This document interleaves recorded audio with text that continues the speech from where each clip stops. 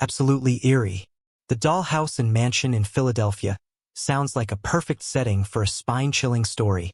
The imagery of abandoned dolls, saws, and meticulously arranged tools on metal shelves is a potent mix of innocence gone wrong and impending danger.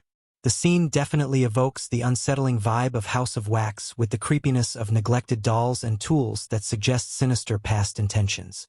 In the heart of Philadelphia, tucked away behind overgrown ivy and rusted iron gates, stands the mansion no one dares to visit after dark. Known to locals as the Dollhouse, the place has a twisted reputation that makes even the bravest think twice before stepping through its doors. Rumor has it, the original owner, a dollmaker named Abel Renshaw, left behind more than just his collection when he disappeared under mysterious circumstances. A group of urban explorers decides to visit the mansion one night, armed with flashlights and cameras. As they push open the creaking front door, the beam of their flashlights catches a glimmer. Dozens of eyes, wide and unblinking, stare back at them from every corner of the room. Dolls, hundreds of them, stand on dusty shelves, seated on armchairs, even posed in mid-step on the grand staircase. Each one appears almost lifelike, with glassy eyes and expressions frozen in uncanny detail.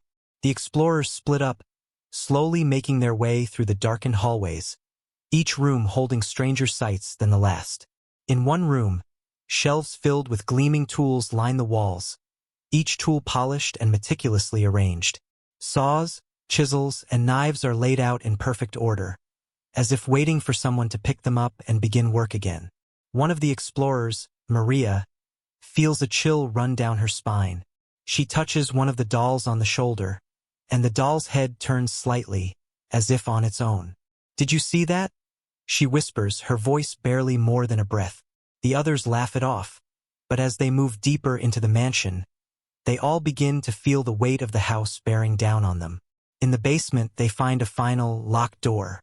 One of them picks the lock, and as the door creaks open, the air inside is thick with an odd smell, sweet, like perfume, but with something darker underneath. Rows of dolls stand in the dim room, but these are different. Their skin is a pale, almost translucent shade, and each one has a face more detailed than the last, frozen in expressions of horror or sorrow. The walls are covered in faded newspaper clippings with headlines like "Local Woman Disappears" and "Mysterious Missing Persons in Philadelphia." Maria shines her light on a plaque mounted above one of the dolls. It reads, "In memory of." The name is scratched out. Then, from the shadows, a sound barely audible, but unmistakable. The soft, delicate sound of a doll's laughter. The explorers freeze, realizing the horror they've stumbled upon. The laughter stops as abruptly as it began, and silence falls thick and suffocating in the dark basement room. The explorers stand frozen, their breaths shallow, each of them straining to hear any hint of movement. Maria takes a step back, her eyes locked on the row of lifelike dolls, and her flashlight begins to flicker. "Maria," whispers Devin, reaching out to steady her. "We should go. This isn't right." But as they turn to leave, they realize the door they'd left slightly ajar is now shut tight. Devin grabs the handle, tugging with all his strength, but it won't budge. A faint creak echoes from somewhere in the room behind them. They turn, and to their horror, one of the dolls, a small girl with ringlet curls and a cracked porcelain face, has shifted position. Her head, once turned to the side, now faces them directly, her lifeless eyes glinting in the dim light. One of the explorers, Nate, grabs his phone and frantically tries to call for help, but there's no signal. Desperation creeping into his voice, he whispers, "We need to find another way out." Just then, Maria's flashlight flickers back on, illuminating a faint outline of something scratched into the wall beside the dolls. Curiosity getting the best of her, Maria steps closer and examines the etching. It reads, "They were here, and now they're home." Her pulse quickens, a sinking realization dawning as her gaze shifts from the inscription to the dolls. Each one, she notices, bears some subtle but disturbingly human feature: a freckle, a scar, a familiar shade of eye color. Her mind races with terrifying thoughts. Could these dolls be more than mere porcelain? Could Abel Renshaw's twisted artistry have gone beyond simple craftsmanship? A soft scrape sounds behind them, and the explorers whip around. There, standing in the doorway, is a figure. It's too dark to see clearly, but the figure holds something in one hand, a rusty, worn doll's head, its eyes painted with an eerily lifelike glimmer. "Welcome back," the figure says in a low, raspy voice. "Don't forget to subscribe and like if you liked this story." The explorers' hearts pound as they stare at the shadowy figure in the doorway. It steps forward slowly, and they finally see his face, aged, gaunt and hollow-eyed, with the faintest hint of a twisted smile. In his other hand, he clutches an old chisel, stained and worn from years of use. "I've been expecting visitors," he says, voice soft and rasping. "You're just in time to see my collection." Devon steps forward, trying to appear braver than he feels. "Look, we didn't mean to intrude. We'll just leave, all right?" But the man, Abel Renshaw, they realize with dawning horror, just chuckles. A low, unnerving sound. "Leave," he echoes, as if the idea itself is amusing. No, I still have so much work to do. So many faces left to perfect." Behind him, the doll with the cracked face begins to tilt her head in a jerky, unnatural movement. Then, one by one, other dolls start to stir, their heads shifting, their eyes glinting as they each turn to face the group. Panicked, Maria clutches Devon's arm. "We need to find another way out now." The group backs away from Abel, pressing themselves against the far wall. Nate desperately searches the room with his flashlight and notices a narrow door in the corner, partially hidden by a tattered curtain. Without hesitation, he bolts towards it, gesturing frantically for the others to follow. They rush through the door, slamming it behind them, but find themselves in what looks like an old workshop. The walls are lined with shelves, filled with jars of strange, cloudy liquid, and dozens of half-finished dolls hang from hooks, their bodies limp and their faces blank, waiting for completion. In the center of the room is a single chair, bolted to the floor, with thick leather straps fastened to the armrests. Maria's flashlight scans the floor and lands on something that makes her gasp, a shoe, dusty and worn, yet unmistakably human-sized. She bends down and notices initials scratched into the floor beneath it, as though the owner had tried to leave a final mark. Her heart races as she realizes these weren't just dolls. They were people who'd come here, just like them, never to leave. A faint sound starts up again, like the hum of machinery. They turn to see a crack of light seeping through a small door at the back of the room. The hum grows louder, transforming into a steady, mechanical whirring, and they hear Abel's voice from somewhere beyond. "Soon," he murmurs, almost to himself. "Soon. They'll all be perfect." The whirring grows louder, filling the room, and the explorers realize with chilling certainty that something beyond that door is still working, still shaping, and that if they don't escape soon, they might become the next additions to the dollhouse's twisted collection. The whirring intensifies, a droning mechanical hum echoing through the small, claustrophobic workshop. The explorer's eyes dart from one horrific sight to another, the jars filled with cloudy fluid, the rows of half-formed dolls, the eerie chair at the room's center. Devon grabs the doorknob to the back door, only to feel it shockingly hot under his hand. He yanks his hand back, skin tingling. "Are we trapped?" Nate's voice trembles, barely holding back panic. Maria, trying to keep calm, presses her ear to the wall, hoping for any sound that might lead to another way out. But instead of silence, she hears a faint, rhythmic pounding, as if something or someone was scratching from the other side. Her heart freezes as the noise grows louder, almost desperate. In the dim light, she catches sight of something written on the wall beside the door. She wipes away the dust to reveal another chilling message: "Perfection is pain. Pain is eternal." Below it are initials, some barely visible, carved by countless hands over decades. Each name scratched deeper, as though to leave a mark in a place where no one could find them. Behind them, the door they entered through rattles violently. Abel's voice seeps through the thick wood, disturbingly calm. Now, he murmurs, "You've wandered into my workroom. I can't let you leave, not before I finish my masterpiece." The explorers' breaths come in ragged gasps, and a paralyzing sense of doom washes over them. Suddenly, Devon's flashlight catches a rusty ventilation grate near the ceiling, just large enough for one of them to squeeze through. With renewed hope, he whispers, "That might be a way out, come on. Help me up." As they scramble to reach it, Abel's voice changes, low and eerie, almost taunting. "Oh, you can try to escape," he says.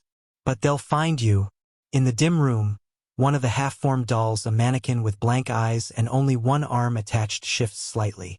Then another doll jerks, its limbs creaking.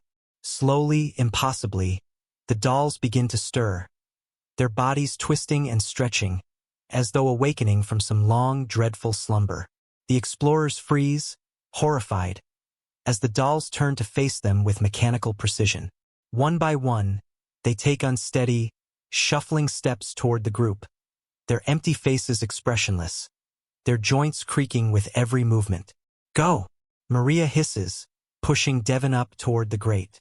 One by one, they climb into the narrow, dark vent, crawling through the stale air, hearts pounding as the sound of scraping footsteps follows them from below. But just as they think they're safe, Maria feels a tug at her ankle, a cold, unyielding grip. She glances back, only to see a tiny porcelain hand reaching out from the shadows behind her. Its blank face stares at her, mouth open in a silent scream, as it pulls her back with unnatural strength. Desperately, she kicks free, her heart racing, but the dolls in the vent begin to move, crowding closer. Abel's voice echoes through the walls, softer now, like a lullaby. Soon, he whispers, "Soon, you'll be part of the family." Maria struggles, clawing her way through the narrow vent as the small porcelain hand releases her, but only for a moment. The dolls are crawling after her, their once stiff joints bending with newfound flexibility, their eyes unblinking in the dark. Behind her, she hears Devon and Nate's frantic shouts, urging her forward. The sound of Abel's voice, distant yet somehow all around them, sends a chill through her spine. "You're so close," he murmurs from the walls, the ceiling, as though he's everywhere at once. But perfection requires patience. As they crawl, the narrow tunnel seems to twist, winding in ways that defy logic. It's as though the vent is stretching, changing, leading them deeper into the mansion instead of closer to freedom. The farther they go, the thicker the air becomes, tinged with a sickly, sweet smell like wax, melting in a hidden fire. Suddenly, Nate's flashlight flickers, casting the walls in erratic shadows. The beam illuminates scratch marks lining the metal walls, as if someone or something had been here before them, desperately clawing for an escape that never came. Then, just ahead, they see a faint glimmer of light filtering through another grate. Devon, crawling at the front, quickens his pace, hoping it's an exit. He reaches the grate, peers through, and his face goes pale. Below, he sees a massive, hidden chamber filled with rows of unfinished dolls, each one in various stages of completion. Some lack limbs, others faces, and a few even have wigs of real hair, golden and dark, each doll suspended like a macabre assembly line awaiting its final touch. But it's not the dolls that send terror coursing through him, it's the people. Lying on tables, strapped down, are figures shrouded in shadows, their faces eerily still, with faint trails of wax dripping down their cheeks. Each one has a numbered tag around their wrist, and Devon realizes with a sickening dread that the unfinished dolls aren't just dolls, they're replicas, waiting for their human counterparts to finish the transformation. Devon chokes down a scream, but the sudden movement causes the rusted grate to creak. Below, one of the shadowy figures stirs, its head lifting to reveal hollow, lifeless eyes. Abel's voice reverberates again, more insistent this time. "You can't hide from perfection." Maria, seeing Devon's expression, knows they're running out of options. She gestures to the others to keep moving, but then she catches a glimpse of something, a single photograph wedged into the corner of the vent. In it, a family stands in front of the mansion, smiling. The man in the photo is younger, less haggard, but unmistakably Abel Renshaw. Beside him is a young woman, her eyes hauntingly familiar, and a little girl holding a doll with her same curls and smile. A chill runs through Maria. Could this be the family Abel lost? Or the family he's trying to recreate? Her thoughts are interrupted by the sound of scraping from behind. The dolls are closing in, their small hands reaching forward, mouths twisted in silent, frozen expressions of despair. Maria has no choice. She shouts for the others to keep moving, forcing herself onward, even as the walls seem to press tighter around them. Finally, they reach another grate, this one leading into what appears to be the attic. With a surge of adrenaline, Nate kicks it open, and they tumble out, gasping for air. The attic is dark, lined with crates and covered furniture, but in the center is a large wooden wardrobe, doors slightly ajar. The three glance at each other, uncertain, but as the sound of Abel's voice begins to echo from below, drawing nearer, they realize they have nowhere else to hide. They slip inside the wardrobe, closing the door just as the attic hatch creaks open, and they hear Abel's footsteps, slow and deliberate, moving closer. Inside the wardrobe, the explorers hold their breath, crammed together in the stale darkness. They can feel their hearts pounding in unison, each beat a reminder of the danger looming just outside. Through a narrow crack in the wardrobe door, they catch a glimpse of Abel as he steps into the attic, his silhouette tall and gaunt in the dim light. In his hand, he clutches a small, battered doll, its face worn, its eyes vacant yet eerily watchful. Abel's voice fills the attic, barely a whisper but clear enough for them to hear. "You've wandered too far, my dear guests. Every part of this house was built for my creations. For those who don't belong here, there's no way out." His words hang in the air as he moves further into the attic, his back to the wardrobe. Maria, barely daring to breathe, shifts slightly, her shoulder pressing into something cold and metal at the back of the wardrobe. She glances over and realizes with horror that it's a latch leading to a hidden compartment within the wardrobe itself. She motions to the others, and with agonizing slowness, they slide open the compartment door, revealing a cramped passage, barely tall enough for them to crawl through.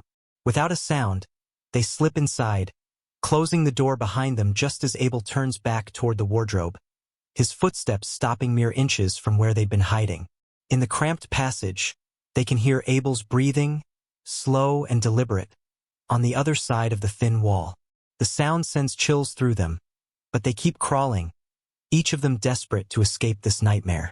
The passage is dark, lined with strange, childlike carvings on the walls, tiny faces, crudely etched into the wood, each one twisted in expressions of fear or sorrow.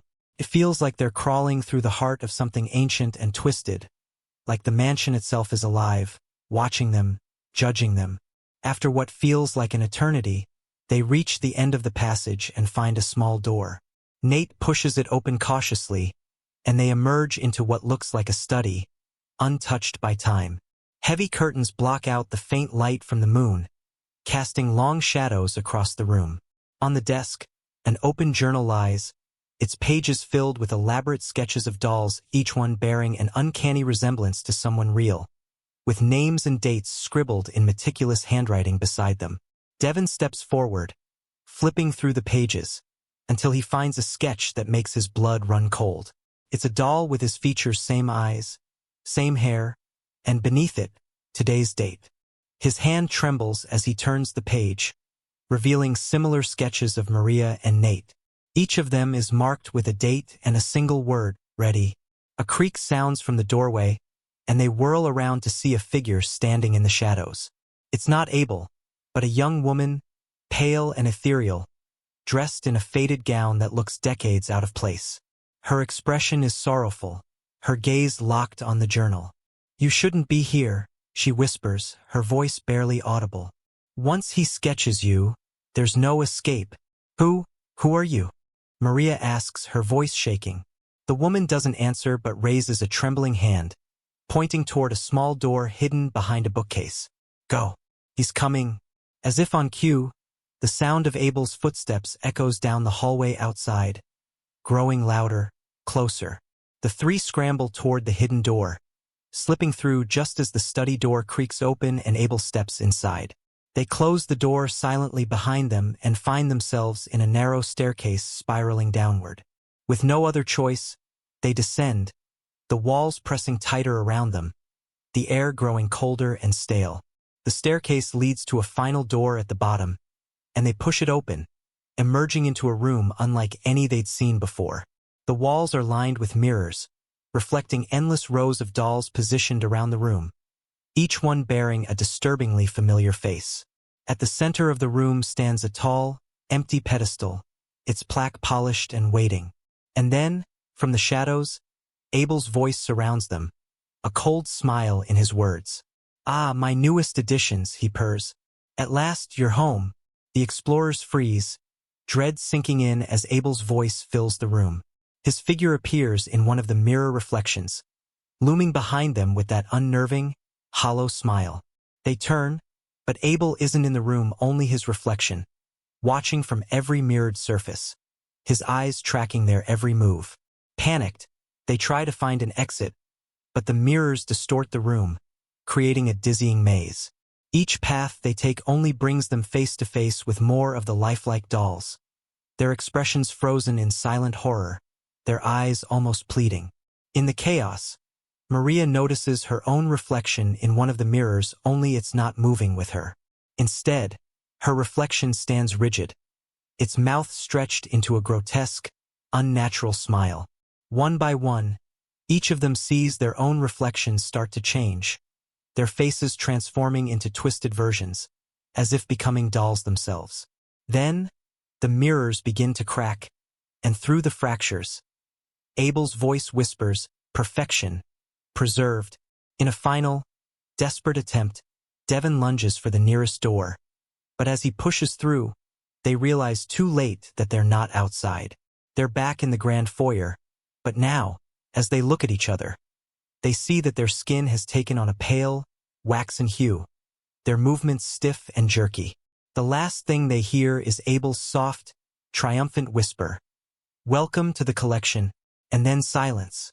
In the mansion's grand hall, 3 new dolls stand among the others, eyes wide, frozen in eternal terror. Don't forget to subscribe and like if you liked this story.